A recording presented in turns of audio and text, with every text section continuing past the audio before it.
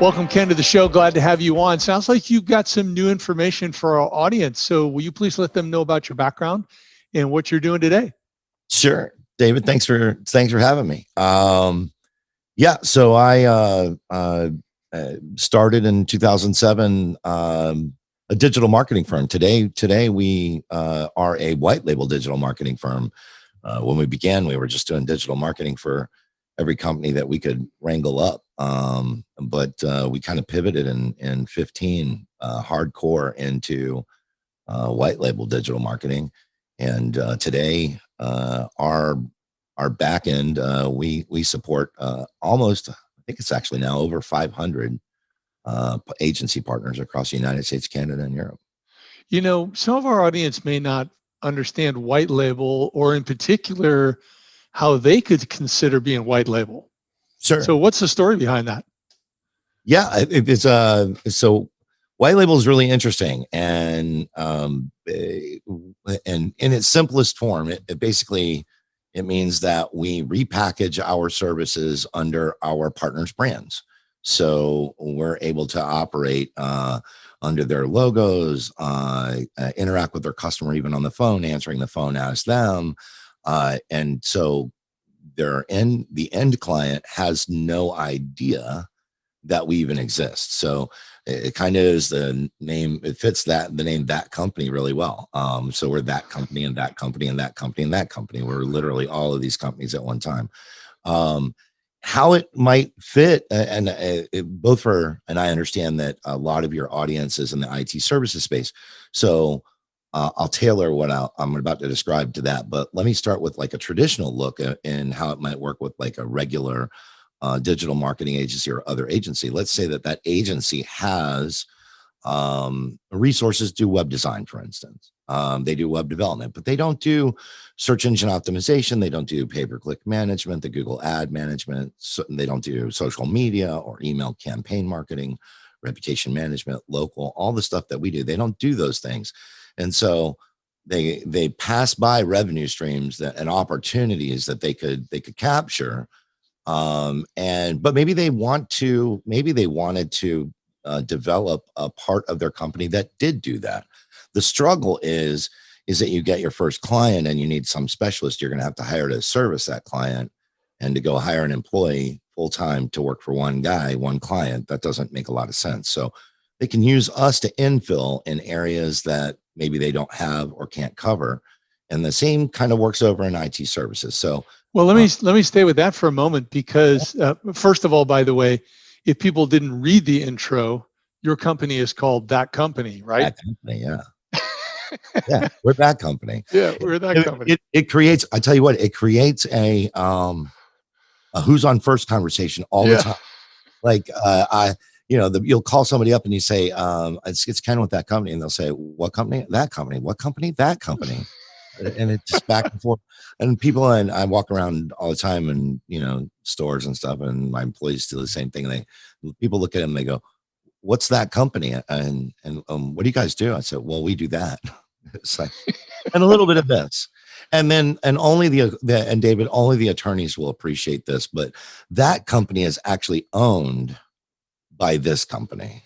So this company owns That Company, a parent-child, parent subsidiary situation. And one day maybe I'll have the other. Then I'll have this, that, and the other. There you go. And then you can really do the who's on first. Yes, I'm a geek at heart. I'm a systems engineer. Is how my journey into this started off in the engineering space. So yeah, and staying with that agency model where they may not have SEO, and they're thinking that's really not our specialty. One of the benefits of using a white label partner, from my perspective, is that I eliminate competition by, I'm not focusing on my specialty and then I'm saying, go talk to somebody else about SEO. Right. And then it turns out that partner for SEO actually competes in my space. It's true. And then I'm actually encouraging them to go work with a competitor who may edge me out over time. Yeah. Yeah. You're not sending dollars to your competitor. You're keeping them with you. Right. Yeah. Yeah. That's an important thing. And it allows you to expand into, again, service offerings that you may not have the internal skill set to fulfill. And we're okay with that. And we don't need to be everything to everybody. In fact, with a lot of our partners, they pick and choose. They'll actually do a variety of other things that we offer as well. But we will just take the infill spot. In fact, while we're working with their customers, let's say they do social media, and we're doing SEO and pay-per-click, the general Google ads and stuff like that. If we see with their client that there's a social media opportunity, we'll actually help our partners sell their own service. So we'll be on the phone with the client going, you really should do some Facebook stuff here. Let me connect you back up so that, with our sales team, because they don't know that we're somebody different. Let me connect you back up with the business development team.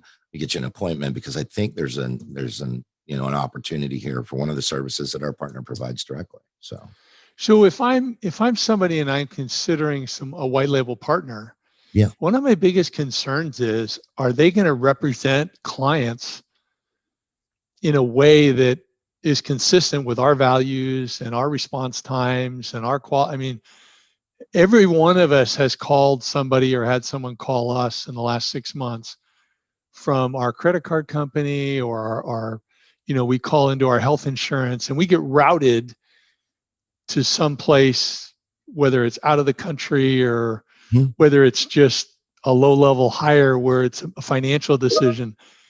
And it's not a good experience. And so that's a real hesitation for a lot of people. Let me tell you that I take that very seriously. First of all, we don't outsource. We're where the buck stops. So all of the people that work on your accounts are actually employees of ours. And now I do have employees both in the United States and overseas, but they are actual employees. So it's not source. We don't do contract labor or anything like that. But the importance of the customer experience is huge. It's so huge. And so I think I need to back up a minute and kind of tell you how this evolved to where we are today, compared to and why we do things the way we do. So in our space, most of our competitors don't interact with the customers at all. And that's not scalable. There's a problem with that. So in the agency space, an agency hires a company to do SEO. The company does the wrench turning.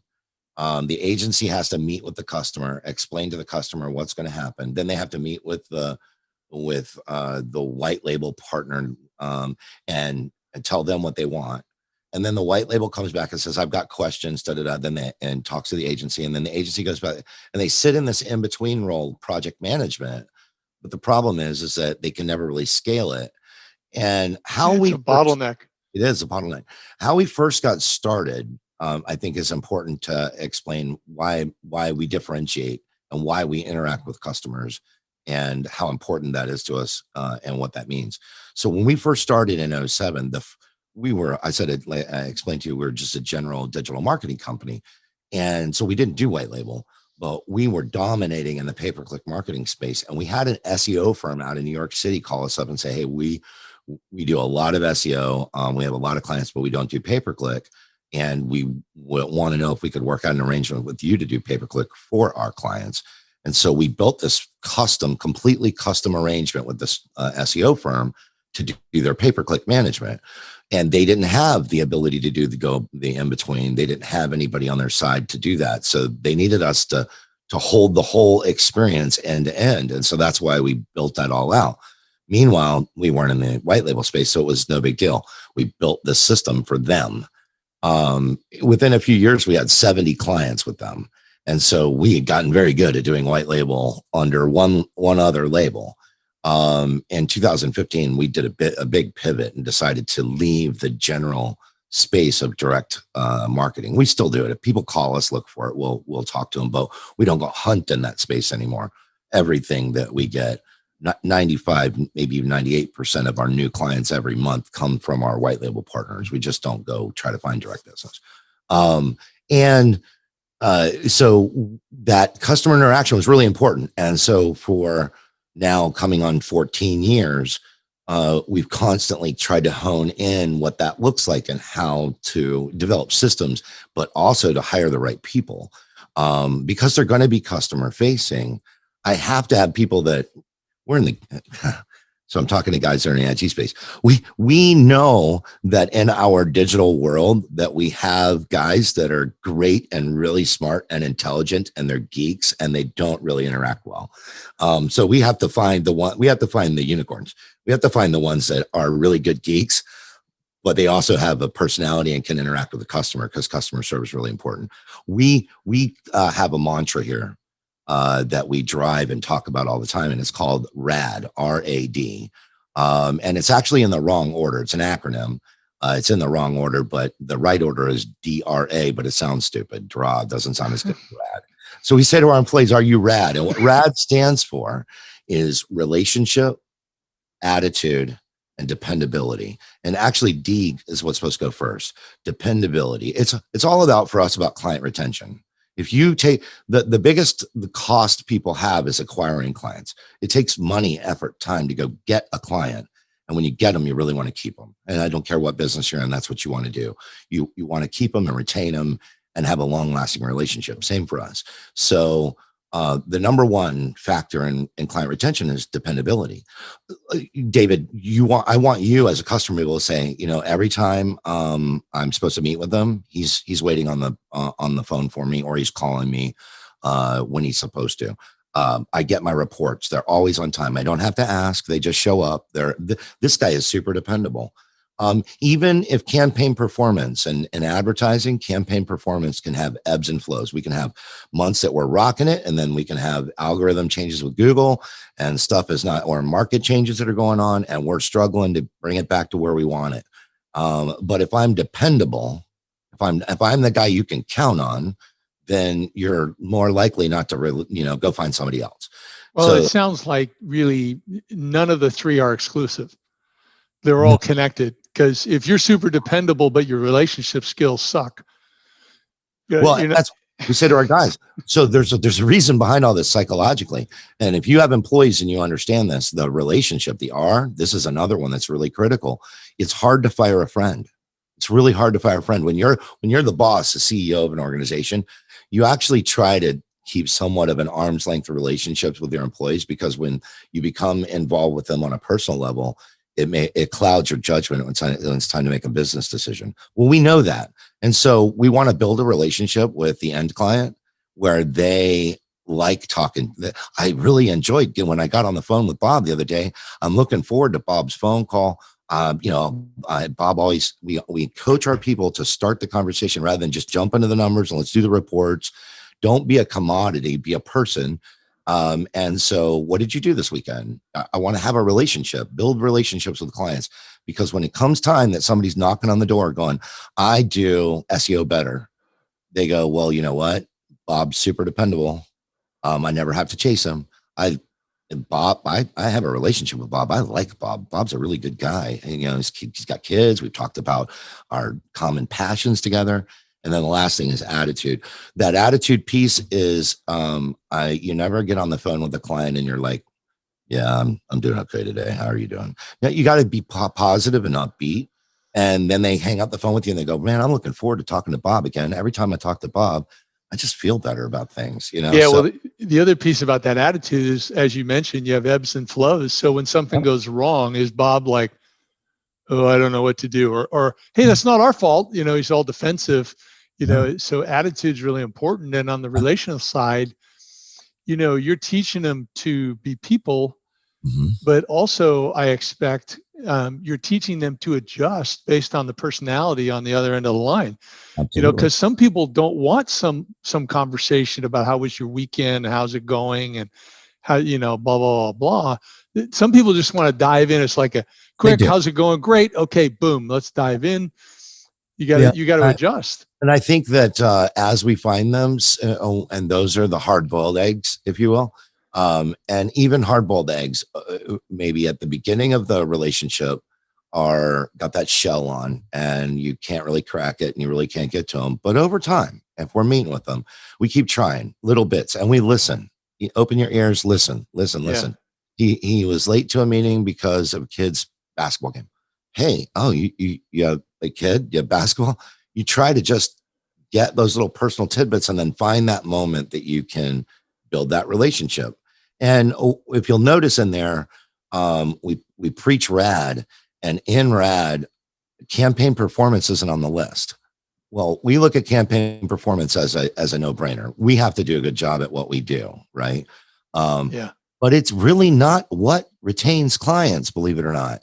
And I say that because I don't know how many times in almost the last 2 decades we've lost clients that we were doing phenomenal work for. Like, look at this campaign. It's amazing. I'm making this company millions of dollars.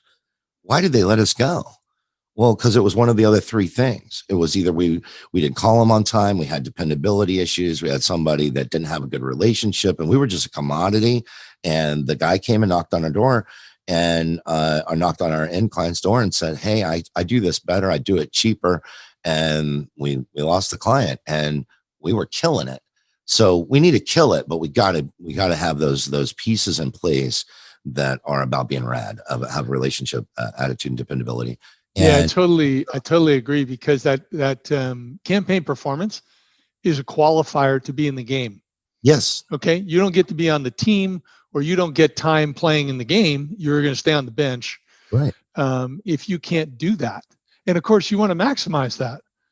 right. But that's a separate part of the business. But anybody can do that. See, I don't want to say anybody. That's not 100% true, but Yeah, not lots everyone. of people can do campaign performance. Not a lot of people can service customers real well.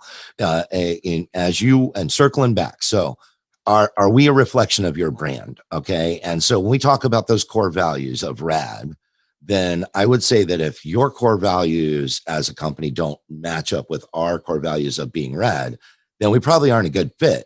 But it's very unlikely that when I explain that to you, that you don't actually adopt some of our core values. You go, you know what? You're right. Let me try being that way. Let me add more of that in, right? So when it comes to dependability, we contractually obligated with our white labels to return client inquiries, whether it be voicemail or messaging, within 1 business day. 1 business day. That's it. I want, and that's the far end. All right. So that's not where we start at 1 business day. No. We communicate by 1 business day. So we're always trying to do that better than that, right? Trying to call them back faster, trying to email them back faster.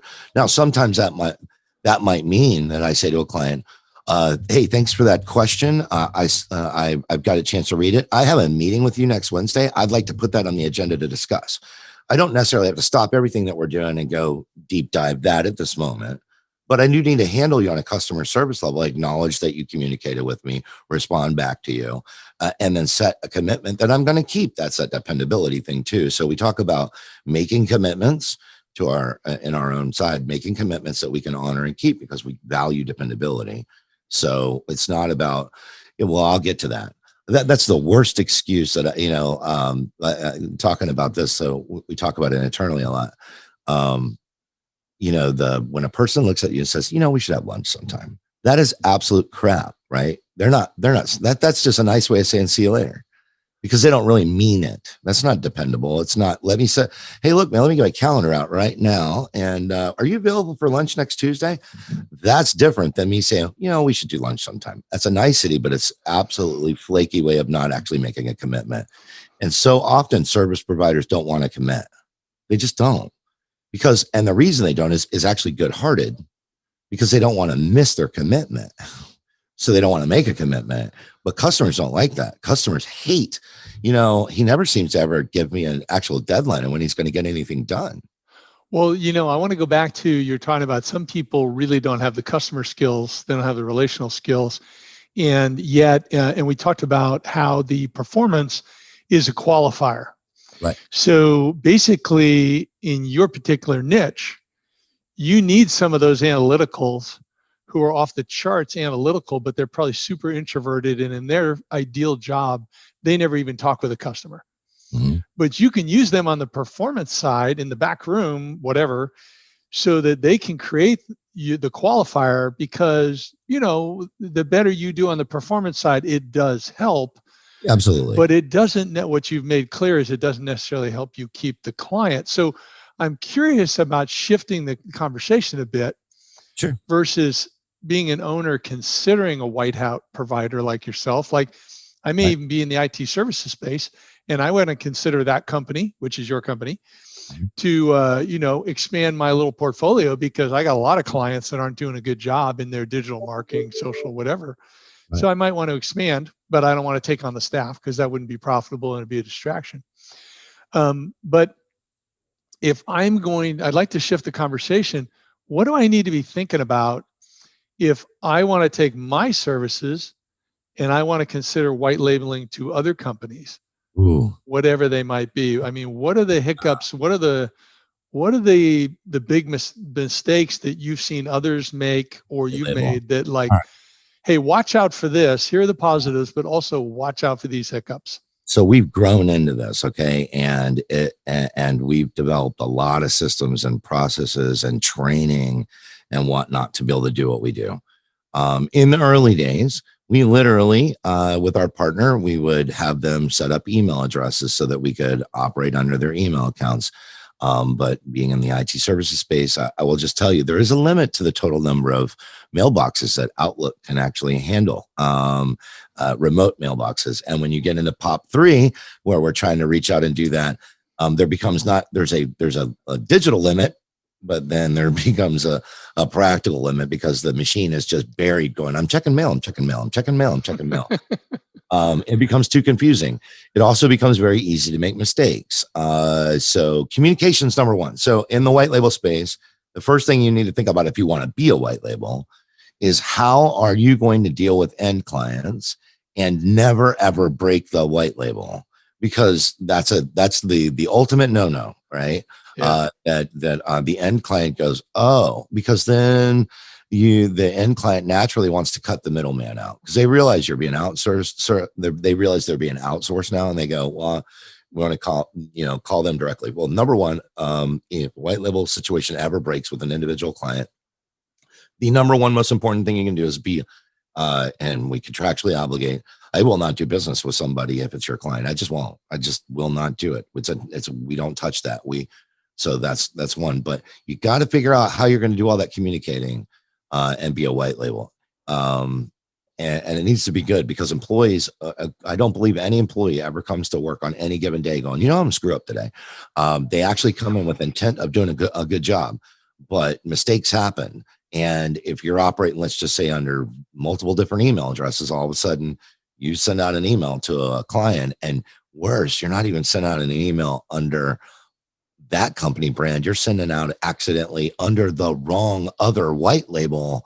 And now not only have I broken the white label with the end client, I've revealed yet another white label to two white labels that now know each other.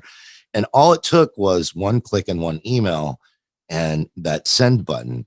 So I'll give you one little thing that we did way back. We don't do email anymore. We have project management systems that are all completely white label.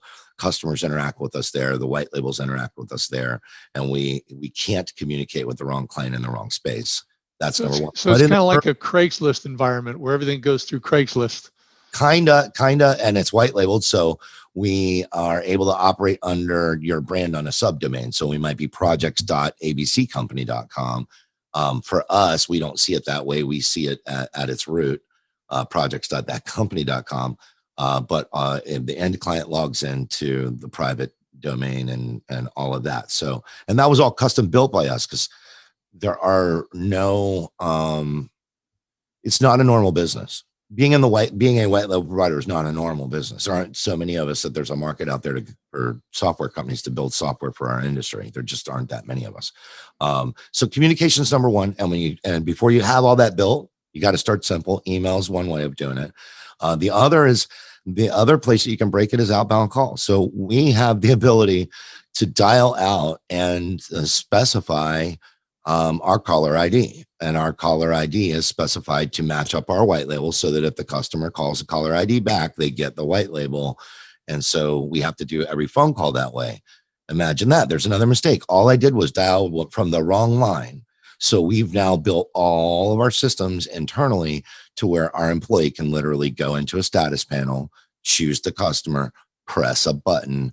They're making the phone call, and they're making it underneath the right caller ID. We've had to idiot proof it, because mistakes happen. And so it becomes critical. So those are some of the really big core things that I would tell you are the challenges of being in my space. And if you want a white label, you got to figure those out. And there's not a lot of people that, like I said, there aren't like software systems out there that go, hey, we do white label software for you to run your business white label. It just doesn't exist. So that's the barrier to entry in the simple. And how do you get clients? Yeah. So how do we get clients? So well, hey, I'm on your show. That's actually being on a podcast is part of it. It's not our primary channel of adding new partners in, but we practice what we preach. So I would invite your listeners and you to do a search for the phrase white label. What is white label? White label digital. I dominate in the SEO space around the keywords white label, and in fact, I'm the number one result for white label software. And I don't sell any white label software. So I dominate in that white label keyword space. And most of our customers find us organically that way. Of course, we practice what we preach. We do digital marketing for ourselves as well. And it's been very successful. So that's the short answer. Referrals are always good, but in the white label space, those are far and few between. Like if you were an agency and you were using me, would you go tell an agency friend, oh yeah, I use this other company to do my work? No, you don't want them to know. It's so top secret. It's hard to get referrals too. And typically what's the markup that agencies or other companies, if I'm going to white label, what am I going to need to figure that they need to mark up? Because I'm going to be selling it less than I normally would. I'm going to be wholesaling. Yeah. So how does that typically work? My wholesale space, that definitely puts a downward pricing pressure on us to be able to be efficient at what we do, to be able to offer the services and be profitable. I'm not in a nonprofit business, but at the same time, I have to give it at a place that is going to be at a price point that our partners can go out there and set a retail level on it that's achievable. That's not going to hamper sales. But before, let me add to this real quick. So this is kind of on the sales side. Before you reveal a price, you must build value. And that's another differentiating factor with us is that, and compared to all the other white labels, this is a big time differentiation for us. We provide sales support, meaning that we will also white label our sales side, meaning that you go find the opportunity, you come to our business development team and say, I've got this opportunity. All you did was set the appointment. We're on the call with you, with the client, helping you explain what your services are, helping you explain what they're going to get for SEO, PPC, whatever it is. And then we'll help you walk it down. Now, we won't send them your contract. You need to do that because we can't contractually obligate our partners. You need to send your own contracts, but we will help you do the follow-up and we'll help you re-meet with them to finish closing it. And we'll walk them all the way into a closed deal. So, and do you have a sample contract that they can use? Because they may not be familiar with the right type of contract for this service. When white label partners sign up with them, they get an entire package of proposals and contract templates. Let me caveat that where I'm not a lawyer, we're not lawyers. We're providing you the contract templates, but you need to have them reviewed by your lawyer. Don't trust on me to be a lawyer, although our lawyers have reviewed them. You need to make sure that you have them looked at. That said, our margins allow for you to be very disconnected from it. So I want a white label disconnected from heavy lifting. I need a white label to realize that they need to look at our line as they would look at the net profit, not the gross profit of any other service they might provide in-house. So they need to look at the labor costs and all that. And so our markup allows you, if you want to stay at our retail level, our suggested retail, about 20%. If you and we have partners that step on it much harder than that. We have partners that sell it for 30% above that. And they're successful at it. It depends on who the potential customers that you have that are out there as to what the price pressure will tolerate in a given market, right? But 20%, you can make a healthy thing, and you're hopefully not having to do anything. If we're getting it right, you're not having to do anything but get a bill, pay a bill, bill your customer, and pay our bill. And we're interacting with your customer and handling all of that for you. So it's very low lifting, right? Lightweight. Yeah. For If you're going to step on it more, then the expectations go with it a little bit more. So you may want to be a little bit more involved in hand holding, because there's a limitation on the amount of, contractually what we do and how we do it and all of that. In search engine optimization, we're an hourly contract. So if you step on it too high, then you're going to drive that hourly number way up, and that's just how it goes. So, Yeah. generally speaking, you can expect to make anywhere from 20 to 50% markup. Yeah, that's kind of typical in the IT space. They see whether it's Microsoft kind of really cutting it tight, where it might be as low as 6 to 8%, which is very unpleasant, up to more of a range 15 to 30% is typically where people want to be. Sometimes it's as high as 50%, but that's more rare. Right. So if they want to learn more about this, Ken, Sure. where do they find out more about your services, find out more about you? It sounds like you're a plethora of knowledge on the white label. You are that company that I need to call.